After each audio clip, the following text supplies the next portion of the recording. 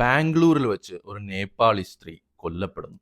അതും അതിക്രൂരമായിട്ട്. കൊല ചെയ്ത ശേഷം അവരുടെ ശരീരം വെട്ടി കഷ്ണങ്ങളാക്കി ഫ്രിഡ്ജിലാണ് വച്ചിരുന്നത്. ഈ കേസ് പോലീസ് അന്വേഷണം തുടർന്നു. കേസ് അന്വേഷണം നടക്കുന്നതിനിടയിൽ തന്നെ ഒരു വ്യാജ വാർത്ത റൈറ്റ് വിങ് അക്കൗണ്ട്സും ഇൻഫ്ലുവൻസേഴ്സും എല്ലാം അങ്ങ് ഷെയർ ചെയ്യുന്നുണ്ട്. വാർത്ത എന്താണെന്നല്ലേ?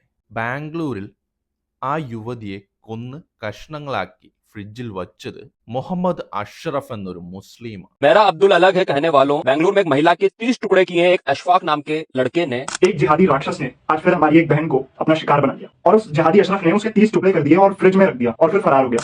റൈറ്റ് വിങ് എക്സ് അക്കൗണ്ട്സും ഇൻസ്റ്റഗ്രാം അക്കൗണ്ട്സും എല്ലാം ഈ സാധനം എടുത്തിട്ടങ്ങ് അലക്കുന്നുണ്ട്. കഴിഞ്ഞ 1-2 ആഴ്ചയായിട്ട് പല റൈറ്റ് വിങ് അക്കൗണ്ടുകളുടെയും മെയിൻ സംസാര വിഷയം ഇത് തന്നെയായിരുന്നു. നമ്മുടെ ഹിന്ദു പെൺകുട്ടികൾ സുരക്ഷിതരല്ല, ലവ് ജിഹാദിന്റെ മറ്റൊരു ഇര കൂടി എന്നൊക്കെ പറഞ്ഞാണ് ഈ വാർത്ത വൈറലായതും വൈറലാക്കിയതും.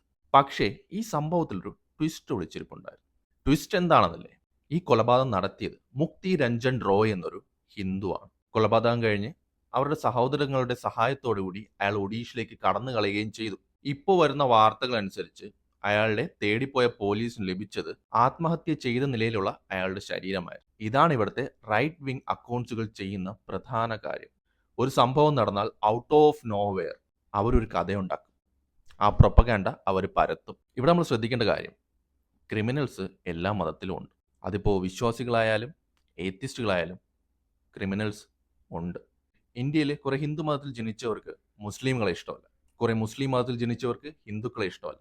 ഇതൊക്കെ ഉപയോഗപ്പെടുത്തുന്നത് ഇവിടുത്തെ ഈ റൈറ്റ് വിങ് രാഷ്ട്രീയ നേതാക്കളെ പോലത്തെ ആൾക്കാരുമാണ്. ഇങ്ങനെ വിരോധം നിറച്ച് നടക്കുന്ന മനുഷ്യർ തങ്ങളെക്കാളും കുറവുള്ള മൈനോറിറ്റിയെ കണ്ടാൽ ഒന്ന് ആക്രമിക്കാനൊക്കെ തോന്നും. ഇങ്ങനെ ആക്രമിക്കുന്നവർ ചിലപ്പോൾ നേതാക്കളായി മാറാറുണ്ട്. പക്ഷെ പോലീസ് കൃത്യസമയത്ത് ഇടപെട്ടാൽ ഒരു ക്രിമിനലായി ജയിലിലും കിടക്കാറുണ്ട്.